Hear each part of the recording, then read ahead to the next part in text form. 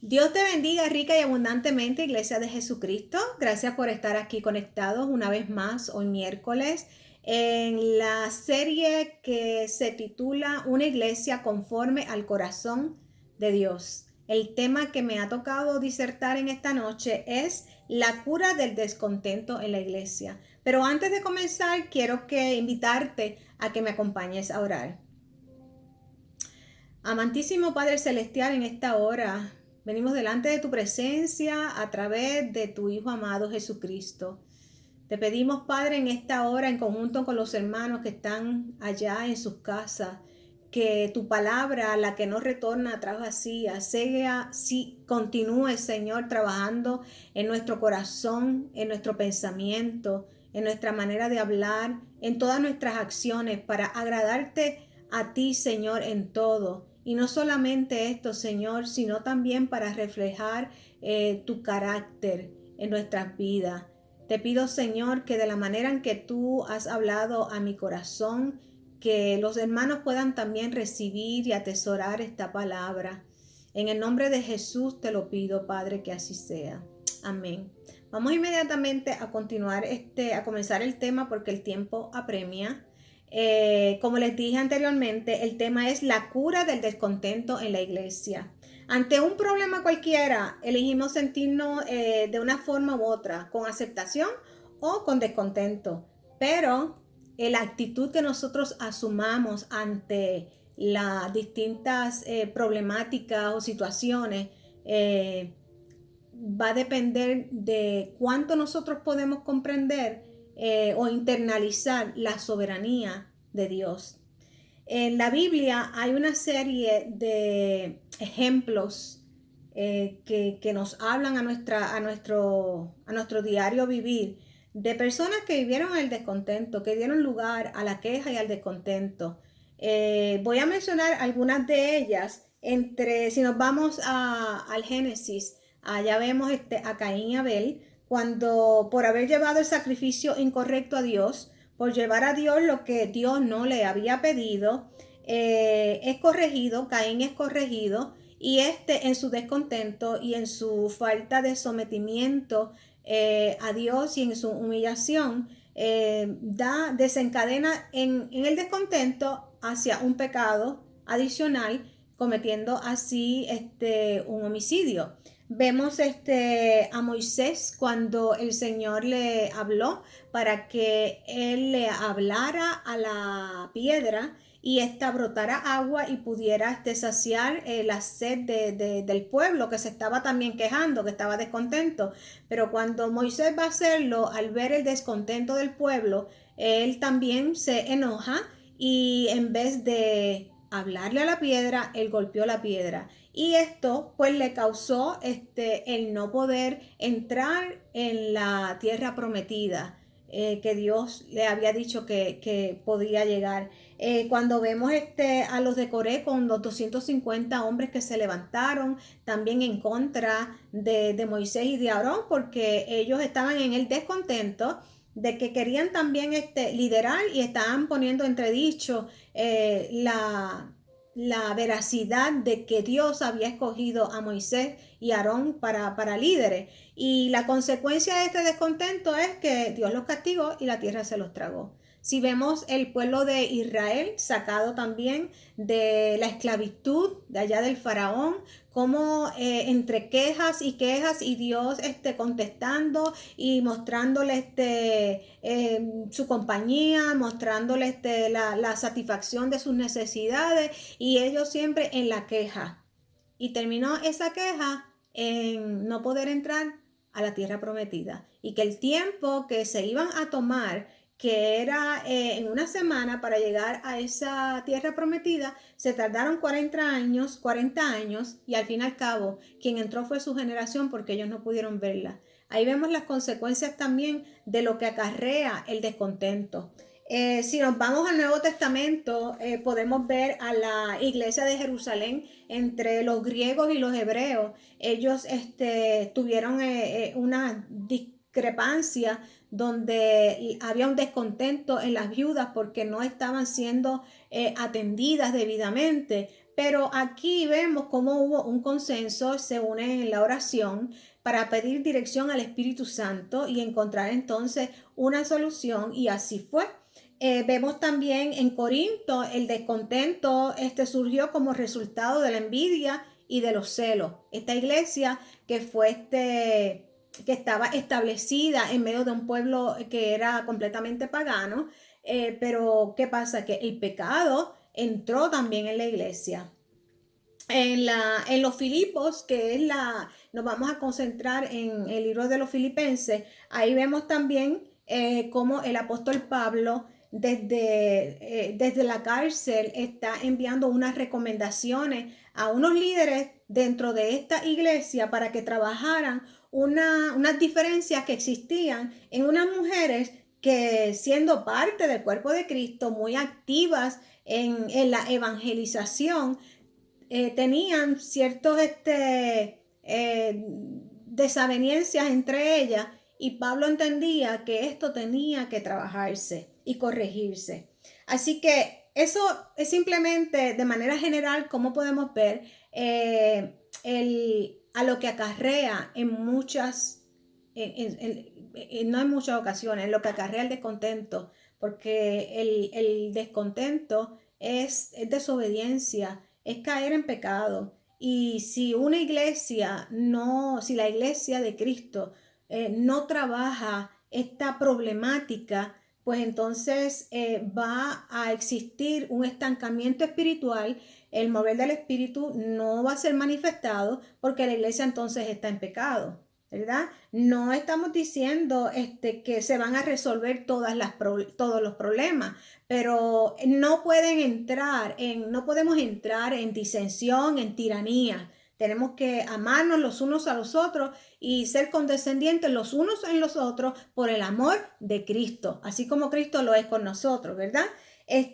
No es que no existan quejas que no sean meritorias, claro, hay quejas que a veces decimos, mira, sí, esto se está trabajando incorrectamente, pero eso no nos da lugar para nosotros entrar entonces en un desánimo, o en un no hago nada, o ay, lo dejo así, o comienzo entonces a hablar de X o Y persona. No, es trabajar la situación correctamente, porque si lo vamos a trabajar desde el punto de vista almático, entonces no estamos siendo unos cristianos maduros, ni estamos creciendo para trabajar en la armonía y en la paz que Dios nos ha llamado a nosotros, sino que damos lugar a que Dios trabaje en nosotros a través de la obra de su Espíritu Santo, de manera que podamos entonces, con nuestras manos en el arado,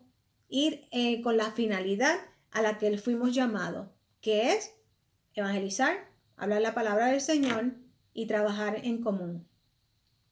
La palabra de Dios contiene múltiples pasajes que nos hablan en contra del espíritu de la queja. Pero nos vamos a centrar en la epístola de los Filipenses, especialmente en el capítulo 4. Esta carta habla del gozo, muestra el amor y la ternura del apóstol por la iglesia de los Filipos. Esta iglesia fue establecida por él. Sabemos que Pablo pues fue un predicador mayormente enfocado para llevar el evangelio de la salvación de Cristo a los gentiles, y él había establecido esta iglesia y había trabajado mucho tiempo con ellos. Pero ahora Pablo se encontraba en la cárcel y les estaba enviando esta carta. Así que yo les invito a que, si usted no la ha leído, la lea, porque es una carta muy hermosa, donde habla sobre el gozo, la unidad, el agradecimiento, ver el corazón de Pablo aún hasta como pastor, porque Pablo fue un pastor, fue un intercesor, Pablo fue un apóstol, en fin, él ocupó todas las bases en amor de aquel que lo había llamado, porque él había reconocido que Cristo, todo lo que hizo en la cruz, allí en el Calvario, de allí provenía y ahí proviene nuestra fe y nuestra salvación. Cuando Pablo oraba porque el amor abundara en la iglesia, decía que fuera en ciencia y en conocimiento. Cuando habla de ciencia, se refiere a que tenemos que escoger lo mejor moralmente hablando. Cuando decimos lo mejor moralmente hablando, se refiere a la dirección del Espíritu Santo. ¿Ves? Y que sea con entendimiento, conocimiento, entendimiento, a la luz de la palabra, para que así el Espíritu Santo es el que nos va a dar a nosotros las herramientas para vencer en los momentos donde vienen estos ataques en los que estamos constantemente trabajando, porque no podemos ignorar las maquinaciones del enemigo. Muchas situaciones ocurren y a veces pensamos que son pura coincidencia de la vida, pero detrás de eso, en el mundo que nosotros vivimos, todo es espiritual. Todo es espiritual. Así que Filipenses capítulo 4. No lo voy a leer porque es un poquito extenso, pero sí vamos a estar desmenuzando unos puntos dentro de este capítulo que nos ayudan a qué actitudes nosotros debemos asumir como creyentes en Cristo Jesús y nacidos de nuevo para trabajar ante las crisis cuando toca a la puerta el descontento, porque sabemos que el descontento es lo contrario a estar contento. El descontento nos quita la paz, nos quita la fe, nos quita la paciencia, nos quita el gozo. Y si vamos a ver, estamos entonces, el descontento está una simple palabra, es el antónimo a lo que es positivo. Y eso que es positivo, bíblicamente hablando, es el fruto del Espíritu. Así que tenemos por eso que ser muy cuidadosos de que tanto los problemas como las situaciones o los choques que podamos tener los unos con los otros no nos lleven entonces a cometer este pecado, entrar en el descontento. El desierto espiritual con frecuencia se caracteriza por la sequedad y la falta de deseo de estar con Dios y en su palabra. Muchas veces el espíritu de la crítica nos lleva al desierto y ese mismo espíritu de crítica es el que nos mantiene allí. Así que vamos a analizar estos puntos. Número 1, ame de manera entrañable. Pablo, aún padeciendo tribulación y estando allá en la cárcel, porque yo nunca he estado en la cárcel y que Dios me libre de tal cosa, pero las cárceles no son buenas y mucho menos en los tiempos en que Pablo estaba. Y aún en aquella prisión, él escribía con gozo, con amor, no quejándose por las situaciones que él estaba pasando. Obviamente tenía que ver que él estaba sufriendo, pero su fe, su contentamiento, su gozo de su salvación y de lo que él estaba haciendo por la causa del Evangelio de Cristo no dependía de las circunstancias externas a las que él estaba viviendo. Así que vemos cuando él dice, así que hermanos míos, amados y añorados, gozo y corona mía. Tan pronto comenzamos a leer, nos percatamos del corazón pastoral de Pablo. Cómo las ovejas se sienten entonces identificadas con el apóstol, que aunque dentro de ese capítulo hay unos señalamientos, pero él comienza con este amor. Y cuando nosotros corregimos en amor, podemos trabajar y podemos limar esas asperezas y no dar entonces lugar al enemigo de las almas. Romanos 12 dice, el amor sea sin fingimiento, aborrecer lo malo, seguid lo bueno. Amaos los unos a los otros con amor fraternal.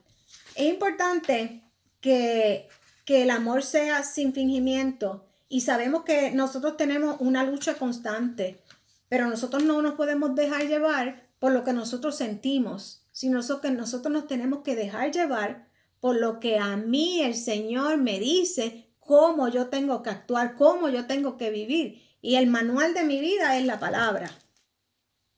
Vemos en Romanos, en el capítulo 7, cuando el apóstol Pablo nos recalca sobre nuestra naturaleza humana, de cómo se antepone, ¿verdad?, la carne con el espíritu, cómo la ley del pecado trata de dominar el cuerpo y nuestra mente. Pero al final Pablo dice, pero gracias a Dios por Jesucristo. ¿Por qué por Jesucristo? Porque Pablo nos está diciendo que estas batallas, que nuestra victoria ante todas las circunstancias, independientemente tengan solución o no tengan solución, como nosotros queremos que lleguen a nuestra vida, la fe es en Cristo Jesús, porque no nos valemos por nosotros mismos.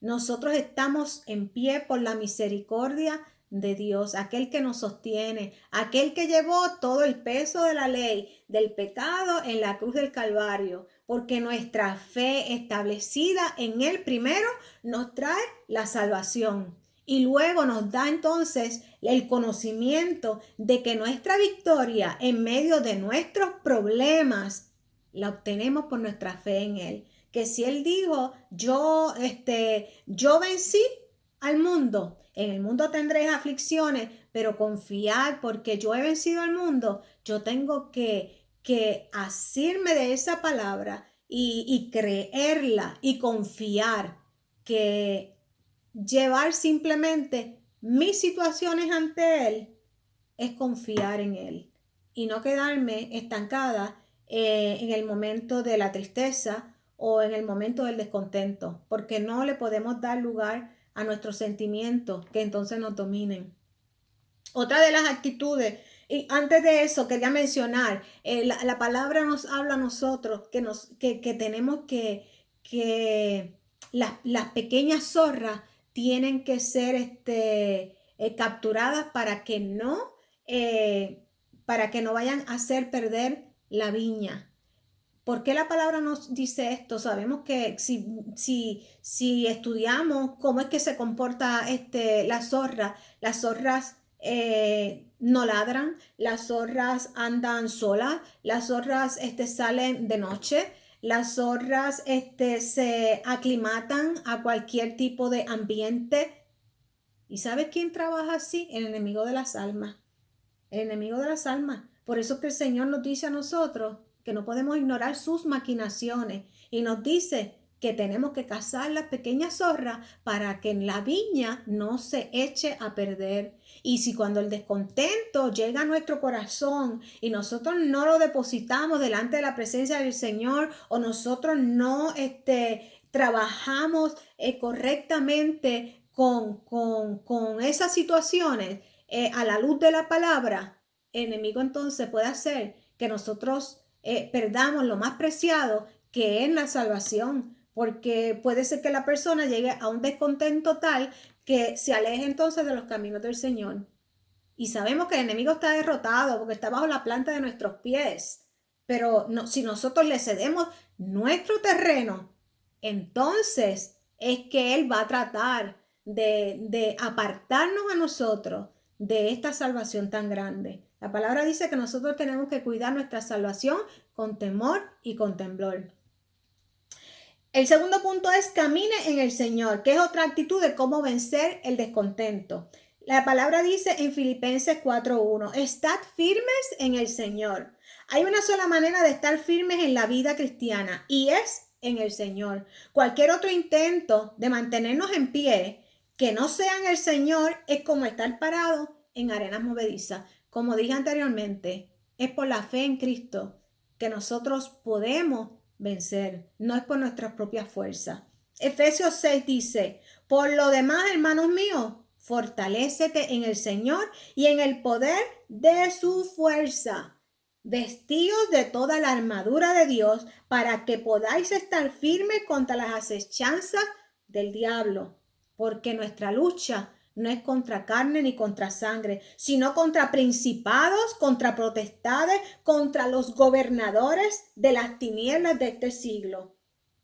Hermanos, si nosotros queremos tener una vida victoriosa en Cristo Jesús, nosotros tenemos que tomar la espada del Espíritu, que es la palabra. Nosotros tenemos que escudriñar la palabra. Nosotros tenemos que comer de este rollo, como yo lo he dicho anteriormente. Como el Señor le decía a Ezequiel, come del rollo. ¿Para qué? Para que en el día malo, cuando venga el momento difícil, esa palabra, el Espíritu Santo, la va a traer a nuestra memoria y entonces nosotros vamos a comenzar a declarar esa palabra. Nosotros vamos a comenzar a caminar por esa palabra. Pero si no nos estamos armando con la armadura correcta, no podemos tener una vida victoriosa, ni tampoco podemos ser una iglesia conforme al corazón de Dios. Porque si el Señor nos dejó esta palabra es precisamente porque este es nuestro manual. Nosotros no podemos caminar en el Señor y tomar las decisiones por nosotros mismos sin pedir dirección a Dios. Imagínense que Pablo hubiese ido a tomar las decisiones por lo que él sintiera. No, él se sujetó a la palabra. Él se sujetó a lo que el Señor le había revelado y le había hablado, independientemente de cuál fuera la circunstancia que él estuviera viviendo. Simplemente él se gozaba en medio de todo porque era por la causa de Cristo. Y nosotros no podemos solamente dejar lo que era Pablo, porque Pablo es tan ser humano como es usted y como somos yo y como soy yo.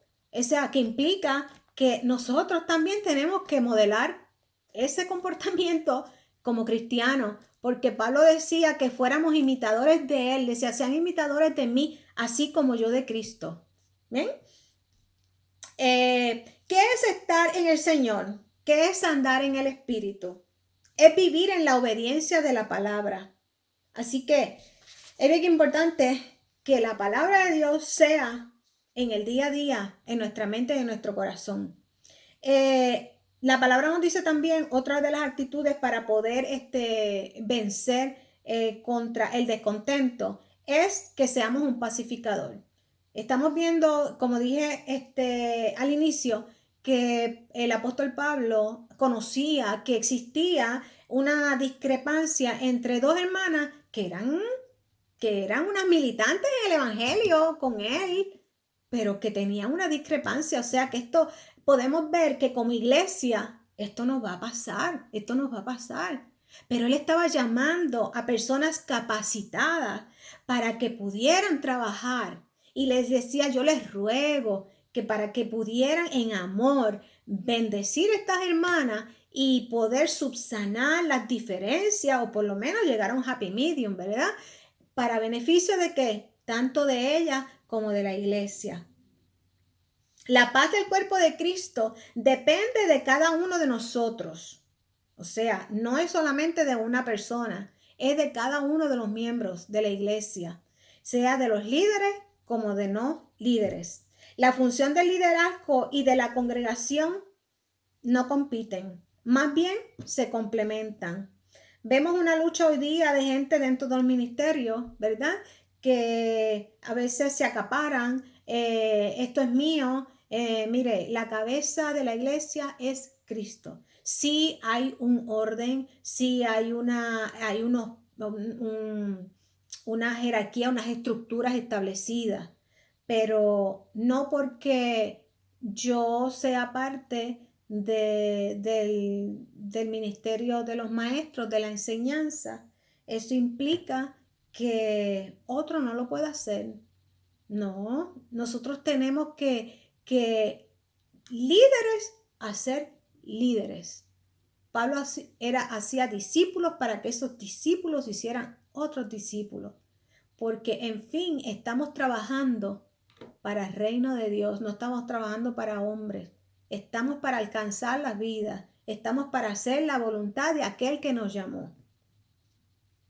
En Hebreos 12 dice, seguid la paz con todo y la santidad sin la cual nadie verá al Señor. Pablo le está pidiendo a la iglesia, ¿verdad? Especialmente aquí a los filipenses. Le decía, mira, tienen que andar en paz. Hay que regocijarse. Tienen que amarse los unos a los otros. Él decía, yo he aprendido a contentarme en todo. a la vez le daba el agradecimiento porque ellos en cierta medida le estaban también bendiciendo a él cuando tuvieron la oportunidad, pues enviarle alguna ayuda allá en la cárcel. Pero él decía que su gozo, que su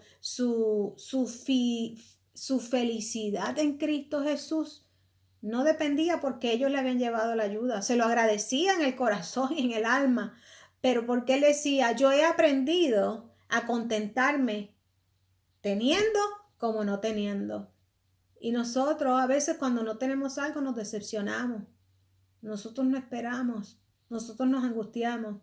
Y Dios nos está diciendo a nosotros que aquí, si nosotros somos salvos, el sacrificio mayor fue llevado en la cruz del Calvario, librándonos a nosotros de la muerte, de la condenación eterna, para redimirnos, para justificarnos, para darnos esta salvación por gracia, porque no la merecíamos, porque simplemente con nosotros creer en ese sacrificio, ya nosotros somos salvos. Hermano, ¿por qué entonces tenemos que darle cabida a esta simpleza que el enemigo levanta simplemente para arrancarnos y desencajarnos del propósito de Dios? Así que tenemos que tener ojo mucho en esto. Cuarto, viva en el gozo del Señor. Mira, hermano, yo voy a resumir esto tan sencillo como lo siguiente. Yo he aprendido a gozarme en el Señor. Si yo fuera a dar los testimonios de las situaciones difíciles que yo he tenido que afrontar, cada cual tiene su lucha, porque cada lucha es particular. Ninguna es igual. Pero no por eso implica que su lucha sea más que la mía o que sea menos que la mía. Lo que quiero decir con esto es que cuando tengamos los problemas, sean económicos, sea de familia, sea de hijos, sea del trabajo, sea dentro de la iglesia, mire, llevemos esas peticiones delante de la presencia del Señor. Y gocémonos delante de la presencia del Señor, confiando en el Señor. Porque si nos vamos a quedar simplemente en el lloro, en la queja, mira, nada de eso va a mover la mano de Dios para obrar. Si yo comienzo a alabar al Señor, la palabra me dice a mí que Dios habita en medio de la alabanza y el enemigo, Satanás, tirará los dardos, tirará los problemas para venir a matar, a robar, a destruir. Pero, ¿sabes qué? Si nosotros adoramos al Señor, yo he sabido adorar a Dios en medio de mis circunstancias y yo ver la fortaleza de Dios en mi vida, la paz. Mira, es que es una paz porque el problema está, el problema continúa, pero el Espíritu de Dios, Dios me llena de esa paz como Él dice, no como el mundo la da. Porque confundimos al enemigo. Te confunde al enemigo cuando él vea y dice, pero la estoy tirando y ella en vez de estar llorando y estar depresiva o estar entrando en el descontento, ella está adorando al que yo adoraba. Pues eso es lo que tú y yo tenemos que hacer. Y usted va a ver, mi hermano, cómo vamos a vivir una vida más fructífera en el Señor, porque somos salvos, pero muchas veces hay mucho cristiano que no está viviendo la plenitud en Cristo. ¿Y qué es la plenitud en Cristo? Es que independientemente de mi circunstancia, yo pueda decir como Pablo, he aprendido a gozarme en todo, en la abundancia como en la escasez, en el problema como en no en el problema. ¿Ok? Así que Isaías 23 dice, el Señor guarda en perfecta paz a aquellos que en Él confían. Cuando Jesús le dijo a los discípulos, mira, vamos a pasar al otro lado, y se desata aquella tormenta, ¿qué hicieron los discípulos? Se desesperaron y comenzaron a llamarlo. No confiaron. Y así nos pasa a veces a nosotros. Nos llega de momento, mira hermano, llega el momento, se te estremecen los cimientos, te impacta y puedes llorar 5, 10 o 15 minutos, pero luego tenemos que levantarnos, tenemos que comenzar a accionar y decir, espérate un momento. Si Cristo me dijo a mí que Él venció, yo vencí, yo puedo vencer porque mi fe está anclada en Él. Y el gozo del Señor, nadie me lo puede quitar. El quinto es confíe en Dios. Dice, por nada estéis afanosos, antes bien, en todo, mediante oración y súplica en acción de gracia, sean dadas a conocer vuestras peticiones delante de Dios. Mire, hermano, nosotros tenemos que orar. Orar, nosotros tenemos que pararnos en la brecha. Y yo escucho a veces hermanos o líderes que dicen, en mi iglesia no hay un culto de oración. Hay muchas iglesias que no lo tienen y esto es necesario. Y las que lo tienen,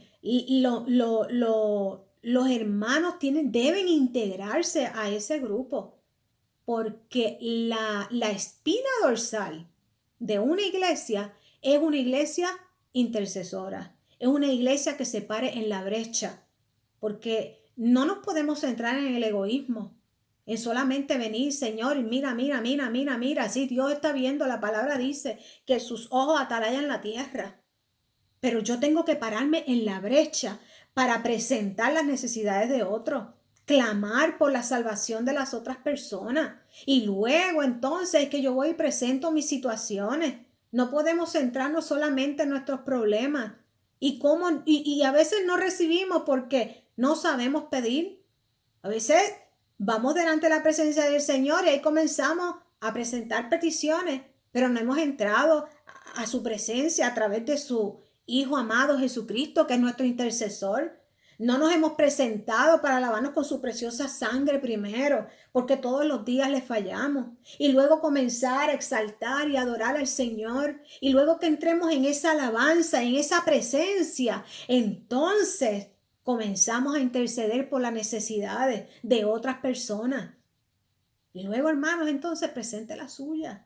Dios se va a encargar, Él sabe de lo que usted y yo tenemos necesidad. Simplemente nosotros tenemos que decir la palabra y no es ordenarle a Dios, es decir la palabra, Señor, pero que se haga conforme a tu perfecta voluntad. Que aunque yo tengo este descontento, aunque esto me hiere, aunque esto me molesta, yo te pido que tú me ayudes a trabajar con esta situación. Yo te pido que tú arregles lo que está torcido. Yo te pido que tú, en el nombre tuyo, sea echado fuera toda maquinación que el enemigo ha querido levantar.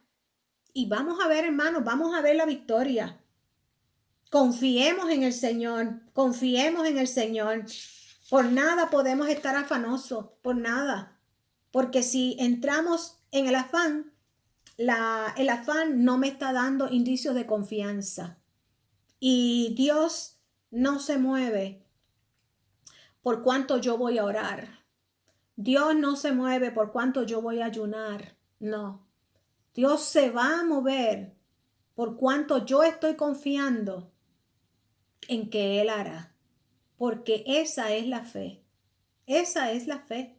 Si yo confío en que Jesucristo dijo, en el mundo tendréis aflicciones, mas confiad, yo he vencido al mundo. En esa palabra es que yo me voy a amparar y yo voy a cantar y yo me voy a regocijar y yo voy a esperar.